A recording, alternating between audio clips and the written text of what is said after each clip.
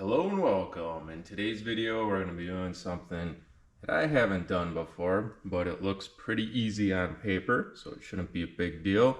We're going to be replacing the anode rod in the water heater. This is what I picked up. It's got instructions on the side, and you can see the tools that we're going to need: 1 1/16" socket, breaker bar, Teflon tape, flat blade screwdriver, pliers, and gloves. And here are all those things. Now the instructions say turn off the water heater, turn off the cold water to it, open a hot water faucet in the house to relieve the pressure, drain about 2 gallons of water from the water heater drain valve, locate the rod on top of the water heater. It can be under a plastic cap, it says, and then we're going to break it loose, pull it out, put the new one in. We'll open this up.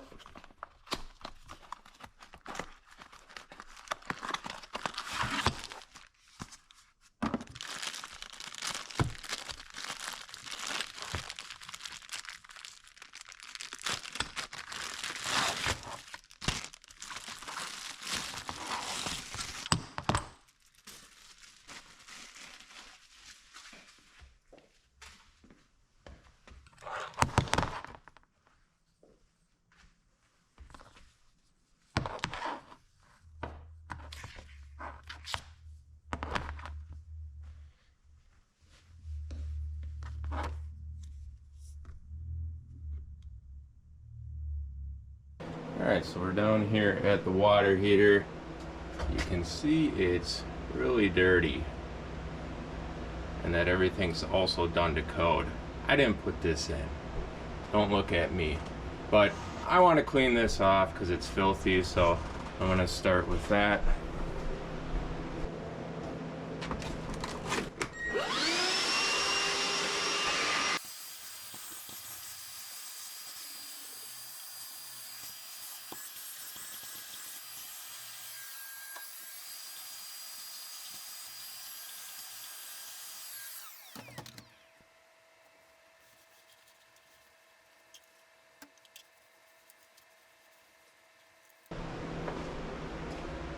Alright, so it's a little nicer, and I believe we got to get into this cap right here. That's where we should find the anode. So I'm going to pry that cap off with the flathead screwdriver, and we'll see what's in there.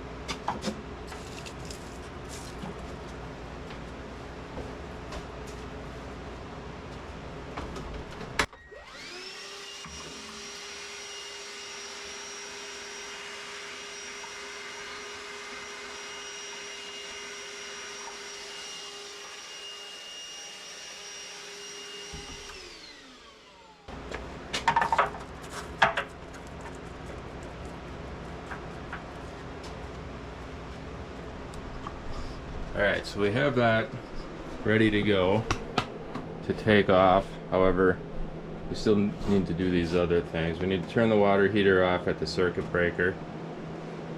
So first we're going to check that we can get a good reading over here that it is hot.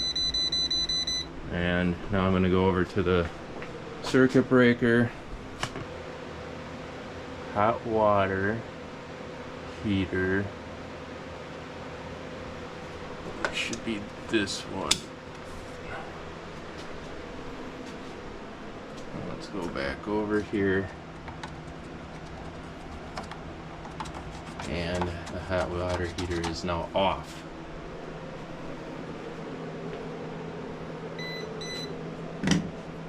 Okay, now step 2, turn the cold water inlet valve off to the water heater.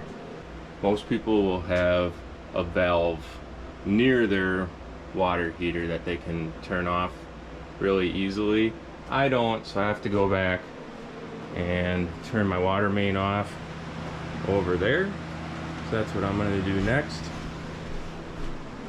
So now the electrical power and the water are both turned off to the water heater. We do have to open up the faucets though to relieve some pressure. So we're going to do that right here. That's going to relieve the pressure from the water heater.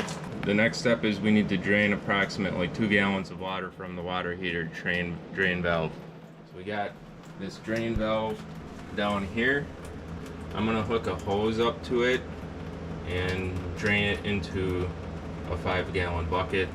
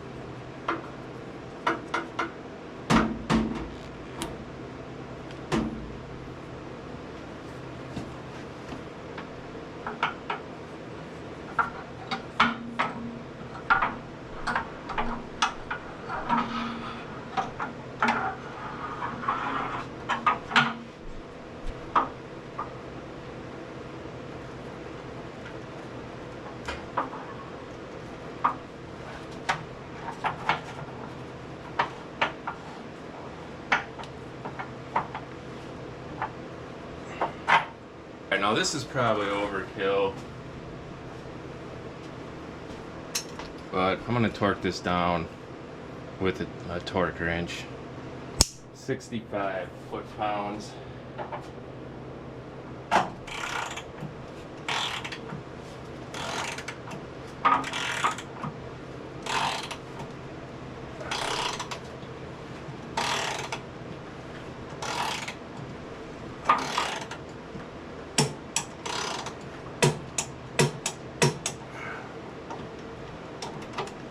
That's pretty much it. Now I'm going to turn the water on, turn the breaker back on, and check for leaks. So that looks okay.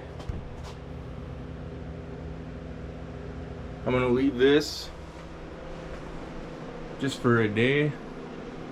Check to make sure there's no water coming up through those threads. Should be good though. And I'm going to button this up the rest of the way. They say you should do this every 3 to 5 years.